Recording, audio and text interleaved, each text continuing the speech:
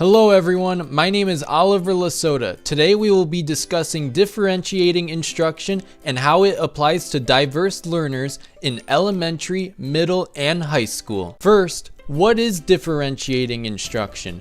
According to Concordia University Portland.edu, differentiating instruction is using different techniques to accommodate different learning styles, like using visual aids with visual learners, for example. It also means teaching the lesson at different levels depending on the ability of the student. Now, according to ericdigest.org, there are 4 elements that teachers can differentiate within their classroom. The first is content. Content is what the students need to learn. In other words, the curriculum. The second is process. Process means how are the students learning? This includes activities, for example. The third is products. Products includes assignments or projects that the students create in order to demonstrate their knowledge. The fourth is the learning environment. This is the way the classroom looks, feels, and operates. Next, we will discuss how differentiating instruction applies to diverse learners at the different levels, starting with elementary. According to edutopia.org, there are 3 techniques that are very effective and important to use at the elementary level. The first is arranging desks into stations where students will work on various activities.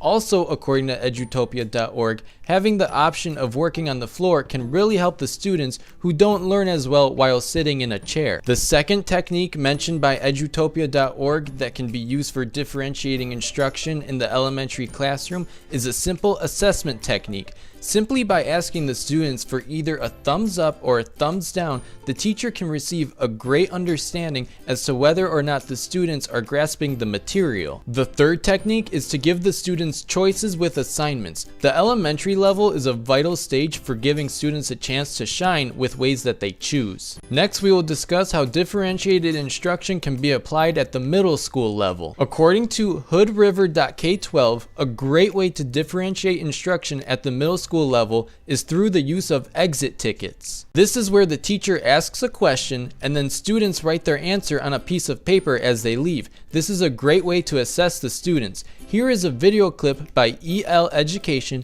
demonstrating this technique with 8th grade students. Our ticket out of here today, our exit ticket, is this very brief self-assessment on the learning target. In this exit ticket from today's lesson, students needed to assess themselves according to the learning target. All right, guys, great job today. Make sure to hand me your exit ticket on the way out the door to lunch, and keep up the good work.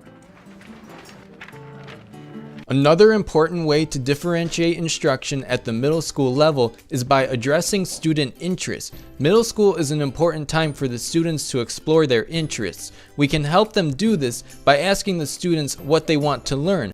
For example, me personally, I had a teacher in 8th grade who asked us which chapter from the book we would like to learn about next. She allowed us to choose an area that interested us, and that is a great way to differentiate instruction. One final specific example for differentiating instruction at the middle school level is by using dry erase boards. This not only allows the students a chance to practice what they learned, but when they show their finished work on the dry erase board, the teacher can also assess them. Finally, we will discuss how differentiating instruction can address the needs of diverse learners at the high school level. According to Bloomboard.com, one major key to differentiate instruction for high schoolers is by implementing responsive teaching. Here is a short clip of Dr. Carol Ann Tomlinson explaining this concept of responsive teaching.